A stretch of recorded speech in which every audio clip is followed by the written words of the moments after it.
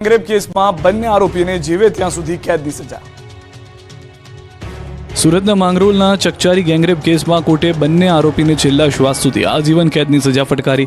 4.5 મહિના પહેલા નવરાત્રી સમયે કોસંબા પોલીસ સ્ટેશન વિસ્તારમાં સગીરા પર થયેલા ગેંગરેપ કેસમાં કોર્ટે ઝડપી ટ્રાયલ ચલાવી માત્ર 130 દિવસમાં ચુકાદો આપ્યો। ગેંગરેપ મામલે પોલીસે કુલ 3 આરોપીને ઝડપી પાડ્યા, જેમાં એકનું ટ્રાયલ દરમિયાન બીમારીના કારણે મોત થયું, જેથી 2 આરોપી સામે ટ્રાયલ ચાલી હતી અને બંનેને કોર્ટે શનિવારે કસૂરવાર ઠેરવ્યા। આ કેસમાં સગીરાની અને તેના મિત્રની જુબાની મહત્વની સાબિત થઈ। આ ઉપરાંત પોલીસે સાયન્ટિફિક પુરાવો પણ રજૂ કર્યા, જે પણ કોર્ટે માન્ય રાખ્યા। બનાવ સમયે ચંદ્રનો પ્રકાશ હોવાને કારણે આરોપીએ ફ્લેશ લાઇટ કરતા સગીરાએ આરોપીનો ચહેરો જોયો હતો। કોર્ટમાં પણ પીડિતાએ આરોપીને ઓળખી બતાવ્યો હતો। આ ગેંગરેપ કેસમાં મુન્ના કરબલી પાસવાન, રામ સજીવન અને શિવશંકર ઉર્ફે દયાશંકર ચોરસિયાને પોલીસે ઝડપી લીધા હતા। શિવશંકરનું મોત થતાં કોર્ટમાં અન્ય 2 આરોપીને સજા ફટકારી છે। મુન્ના પાસવાન અને રામ સજીવન ઉર્ફે રાજુ વિશ્વકર્માને જીવે ત્યાં સુધી સજા ફટકારી છે। ડાયમંડ બુર્સ ધમધમતું થયું, ડ્રીમ સિટી પોલીસ સ્ટેશનનું ઉદ્ઘાટન। સુરત ડાયમંડ બુર્સમાં ડ્રીમ સિટી પોલીસ સ્ટેશનનું થયું ઉદ્ઘાટન। કેન્દ્રીય જળશક્તિ મંત્રી CR પાટીલ અને રાજ્યના ગૃહ રાજ્યમંત્રી હર્ષ સંઘવીના હસ્તે ઉદ્ઘાટન કરાયું। સુરત શહેરનું આ 40મું પોલીસ સ્ટેશન છે, જે વિશેષ કરીને સુરત ડાયમંડ બુર્સ અને ખજોદ ગામ માટે બનાવવામાં આવ્યું છે। સુરત ડાયમંડ બુર્સમાં કરોડોની કિંમતના હીરાની હેરાફેરી થતી હોય છે, તેને લઈને અહીંયા વિશેષ સુરક્ષાની જરૂર હતી, જેમાં ગુજરાત સરકારે ડ્રીમ સિટી પોલીસ સ્ટેશનને મંજૂરી આપી। સાથે જ સુરત ડાયમંડ બુર્સને અલાયદું પોલીસ સ્ટેશન આપવા બદલ ડાયમંડ બુર્સના ચેરમેન અને ગોવિંદભાઈ ધોળકિયાએ રાજ્ય સરકારનો આભાર વ્યક્ત કર્યો। તો રાજ્યસભાના સાંસદ અને સુરત ડાયમંડ બુર્સના ચેરમેન ગોવિંદભાઈ ધોળકિયાએ હીરામાં મંદીને લઈને રત્ન કલાકારોની કફોડી સ્થિતિની ચિંતા વ્યક્ત કરી અને ખાતરી આપી કે રત્ન કલાકારોની સહાય માટે વિશેષ બોર્ડની કેન્દ્ર સરકાર સમક્ષ રજૂઆત થઈ છે। બીજી તરફ સુરત ડાયમંડ બુર્સમાં માત્ર 100 જેટલી ઓફિસ શરૂ થઈ છે। આગામી 21મી તારીખે વધુ 100 જેટલી ઓફિસો શરૂ થવાની શક્યતા છે। ગિરનારને ફળ્યો રોપવે પ્રોજેક્ટ, 32 લાખ લોકોએ લીધી મુલાકાત। જૂનાગઢના ગિરનારને રોપવે પ્રોજેક્ટ ફળ્યો છે। અત્યાર સુધીમાં 32 લાખ લોકો રોપવેથી ગિરનારની મુલાકાત લઈને માતાજીના દર્શન કરી ધન્યતા અનુભવી રહ્યા હતા। રોપવે પ્રોજેક્ટ જ્યાં સુધી શરૂ થયો ન હતો ત્યાં સુધી જૂજ લોકો જ ગિરનારની મુલાકાતે આવતા હતા, પરંતુ જ્યારથી રોપવે સુવિધા શરૂ થઈ ગઈ છે ત્યારથી સૌરાષ્ટ્ર તથા મહારાષ્ટ્રમાં મોટી સંખ્યામાં શ્રદ્ધાળુઓ ગિરનાર દર્શને આવી રહ્યા છે। ગિરનારની ટોચ પર આવેલા અંબાજી મંદિર તથા દત્તાત્રેય ભગવાનના મંદિરે દર્શન કરી સહેલાણીઓ ગિરનાર પર્વતની આસપાસના વાતાવરણને પણ માણી રહ્યા છે। અત્યાર સુધીમાં 32 લાખ લોકો રોપવેથી ગિરનારની મુલાકાત લઈ ચૂક્યા છે। ગિરનારની મુલાકાતે આવતા સહેલાણીઓમાં સૌથી વધુ 40% લોકો મહારાષ્ટ્રના છે, ઉપરાંત ગુજરાતના, રાજસ્થાન સહિતના લોકો પણ દર્શને આવે છે। સ્થાનિક સ્વરાજ સંસ્થાઓની ચૂંટણીનું આવતીકાલે પરિણામ। આવતીકાલે 5084 ઉમેદવારોના રાજકીય ભાવિનો ફેસલો। જૂનાગઢ મહાનગરપાલિકાની ચૂંટણીનું પણ આવતીકાલે પરિણામ। કૃષિ યુનિવર્સિટી મતગણતરી કેન્દ્ર પર હાથ ધરાશે મતગણતરી। 157 ઉમેદવારોનું રાજકીય ભાવિ આવતીકાલે ખુલશે। પ્રમાણમાં ઓછું મતદાન થતાં 12 વાગતા પરિણામનું ચિત્ર સ્પષ્ટ થઈ જશે। ધક્કા ગાડી, જોર લગા કે હૈસા કરી લોકોએ એસટી બસને માર્યા ધક્કા। દ્વારકાના જામ ખંભાળિયામાં એસટી બસની બસ અધવચ્ચે જ બંધ પડી જતા ધક્કા ગાડી બની ગઈ હતી। જામનગર પોરબંદર રૂટની બસ જામ ખંભાળિયા બસ સ્ટેન્ડ પાસે પહોંચી હતી, ત્યારે અચાનક રસ્તા વચ્ચે બસ બંધ થઈ જતા લોકોને ધક્કા મારવા પડ્યા। પહેલા તો ડ્રાઈવરે બસ શરૂ કરવા પ્રયાસ કર્યા, પણ કોઈ પણ વાતે બસ શરૂ ન થઈ, જેથી પરસેવો છૂટી ગયો। બાદમાં બસમાં બેઠેલા મુસાફરો પાસે ધક્કા મરાવ્યા। નર્મદાના નાંદોદ પંથકમાં હાથીપગા રોગની એન્ટ્રી। નર્મદા જિલ્લાના નાંદોદ તાલુકામાં હાથીપગાના 3 શંકાસ્પદ કેસો નોંધાતા જિલ્લા આરોગ્ય તંત્ર દોડતું થઈ ગયું। આરોગ્ય વિભાગ 3 દિવસ સામૂહિક દવા ગળાવવા મોપ અપ રાઉન્ડનું આયોજન કર્યું હતું। તો રાજપીપળા શહેરમાં કુલ 9 વોર્ડમાં ડોર ટુ ડોર દવા ગળવાનું અભિયાન ચાલુ કરવામાં આવ્યું। બંને તાલુકામાં કુલ 3,77,000 લોકોને DEC તથા આલ્બેન્ઝોલ નામની દવાઓ ગળાવવામાં આવી છે। નર્મદા જિલ્લાના નાંદોદ તાલુકામાં 3 શંકાસ્પદ લક્ષણો દેખાતા આરોગ્ય વિભાગ તુરંત એક્શનમાં આવી ગયું। નાંદોદ તાલુકામાં 227 અને દેડિયાપાડામાં 310 કર્મીઓની ટીમ ઉતારી છે। આ રોગને અટકાવવા આરોગ્ય વિભાગ દ્વારા 3 દિવસ દરમિયાન આંગણવાડી, શાળા અને કોલેજોમાં બાળકો માટે તથા અન્ય પુખ્ત વયના લોકોને ટીમો દ્વારા ઘરે ઘરે રૂબરૂમાં DEC તથા આલ્બેન્ઝોલ નામની દવાઓ ગળાવવામાં આવી છે। રાજકોટના ડીમાર્ટથી આઈસ્ક્રીમ ખરીદતા પહેલા સાવધાન, નીકળ્યો વાસી। રાજકોટવાસીઓ, જો તમે ડીમાર્ટમાંથી આઈસ્ક્રીમ ખરીદ્યો હોય તો ચેતી જજો, કેમ કે રાજકોટના ડીમાર્ટમાંથી ખરીદેલું આઈસ્ક્રીમ વાસી નીકળતા ગ્રાહકો ચોંકી ગયા. ગ્રાહકે ડીમાર્ટમાંથી આઈસ્ક્રીમની ખરીદી કરી હતી અને પોતાના ઘરે લઈ આવ્યો હતો. જો કે ઘરે આવીને આઈસ્ક્રીમનો ડબ્બો ખોલતા જ ગ્રાહક સ્તબ્ધ થઈ ગયો. ડબ્બામાં રહેલ આઈસ્ક્રીમ વાસી હતો, જેને પગલે તે પાછો ડીમાર્ટ આવ્યો અને મોલના કર્મચારીને જાણ કરતા તેમણે વાસી આઈસ્ક્રીમ પરત લીધો હતો. પરંતુ સવાલ એ છે કે ડીમાર્ટના સંચાલકો શું લોકોના આરોગ્ય સાથે ચેડા કરવા માંગે છે? કેમ વાસી આઈસ્ક્રીમ ફ્રીઝરમાં રાખવામાં આવ્યો? રાખતા હોય તો બંધ કરો. ગોરધન ઝડફિયાની પાટીદાર સમાજને ટકો. આપણા બાપ દાદાએ ગીરો મૂકી હશે, જમીન દાગીના વેચ્યા હશે, પણ માને વેચવાનું પાપ નહોતું કર્યું, અને એના કારણે આપણને વારસામાં મળી છે. પેટનું પૂરું ના થાય તો વેચો, વાંધો નહીં, પરંતુ ઓડી ગાડી લેવા માટે મહેરબાની કરીને ના વેચતા.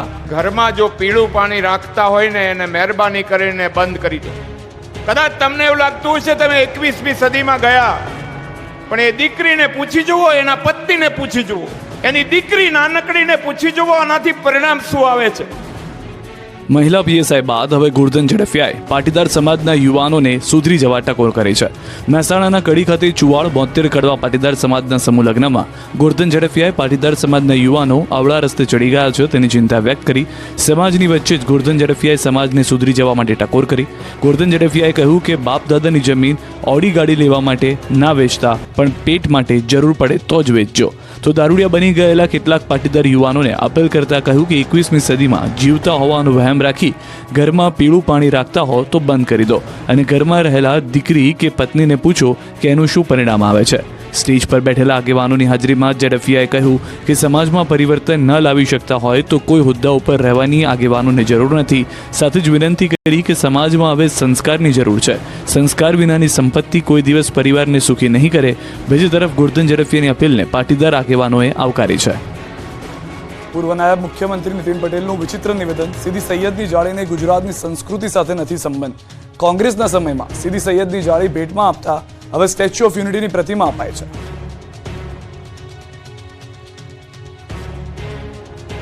કોંગ્રેસની સરકારો હતી એટલે મારે કહેવું ના જોઈએ. બહારથી મહેમાનો આવે ત્યારે શું ભેટ આપતા હતા? સીદી સૈયદની જાળી. હવે પેલી જાળી અમદાવાદમાં છે ને, ઇતિહાસમાં ચોપડીઓમાં તમે જોયું હશે.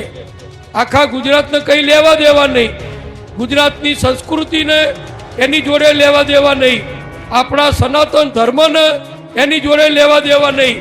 પણ પરદેશથી કે બહારથી કોઈ મહેમાન આવે એટલે કોંગ્રેસના નેતાઓ એ સીદી સૈયદની જાળી એને ભેટ આપતા હતા. હવે એ બધું બદલાઈ ગયું. સ્ટેચ્યુ ઓફ યુનિટી, સરદાર વલ્લભભાઈની પ્રતિમા બધા ભેટ આપે છે. ગયેલા ભારતીયો ખુખાર જંગલમાં ફસાયા. દ્રશ્યો જોઈ ધ્રુજી જશે. જો તમને ડંકી રૂટથી અમેરિકા જવાનું ભૂત ચડ્યું હોય, ડોલર છાપવાનો નશો ચડ્યો હોય તો એકવાર આ દ્રશ્યો જોઈ લો. બીજી વાર ડંકી રૂટથી અમેરિકા જવાનું તો છોડો, પરંતુ જવાનો વિચાર પણ નહીં આવે. કેમ કે ડંકી રૂટથી અમેરિકા જતા કેટલાક ભારતીયોનો સૌથી ખતરનાક વિડીયો સામે આવ્યો છે, જેમાં કેટલાક ભારતીયો ડંકી રૂટથી પનામાના ખુખાર જંગલોમાંથી પસાર થતા જોવા મળી રહ્યા છે. આ લોકોને અમેરિકા ગેરકાયદે લઈ જવા માટે ત્યાં રહેતા પરિવારજનો અને સોશિયલ મીડિયાના માધ્યમથી એજન્ટનો સંપર્ક થયો. એજન્ટે 45 થી 50 લાખ રૂપિયા ડંકી રૂટથી અમેરિકા પહોંચાડવાના લીધા હતા.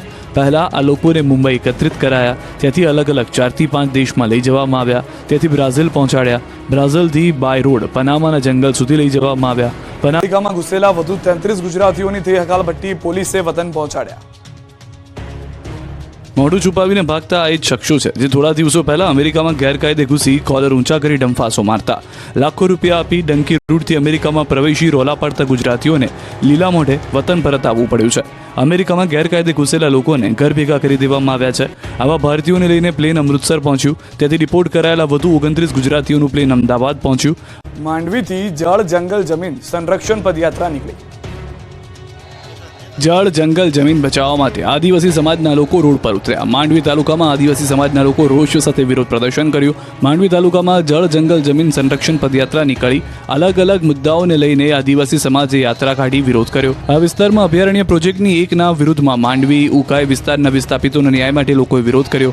માંડવી શુગરના ખાનગીકરણ વિરુદ્ધ અને હાઈવે નંબર 56માં આદિવાસીઓની જમીનના સંપાદન વિરુદ્ધ રેલી યોજાઈ હતી, જેમાં માંડવીના માલાથી પદયાત્રા નીકળી માંડવી નગર ખાતે પહોંચી કચેરી આવેદનપત્ર પાઠવ્યું તો પ્રશ્નનું હલ ન આવે ત્યાં સુધી પદયાત્રા યોજવા ચીમકી ઉચ્ચારાઈ.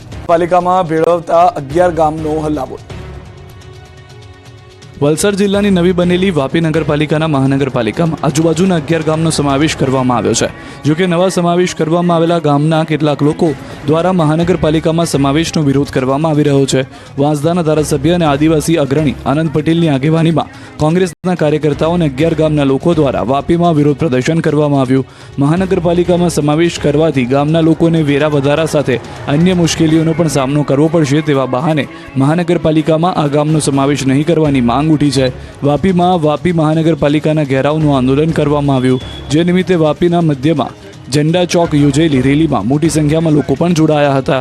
શરૂઆતમાં આનંદ પટેલ સહિતના અગ્રણીઓએ ઝંડા ચોક 4 પર નીચે જ બેસીને અને વિરોધ કર્યો. ત્યારબાદ રેલી સ્વરૂપે આનંદ પટેલ અને સ્થાનિક લોકો વાપી મહાનગર કચેરી પહોંચ્યા હતા. 11 ગામોના મહાનગરપાલિકામાં સમાવેશના વિરોધમાં માંગ સાથેનું આવેદનપત્ર આપ્યું હતું.